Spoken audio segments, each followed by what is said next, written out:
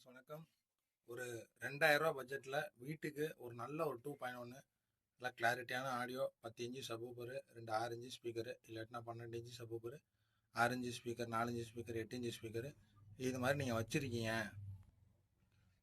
அதுக்கு நல்ல ஒரு கிளாரிட்டியான ஆடியோ வேணும் அப்படின்ற மாதிரி உங்களுக்கு ஒரு ஆம்பிளிஃபையர் லோ பட்ஜெட்டில் வேணும் அப்படின்னா கிளாஸ் டி 2.1 வந்து பார்த்தீங்கன்னா நம்ம உள்ளார எஸ்எம்பிஎஸ் வச்சு ரெடி பண்ணியிருக்கோம்.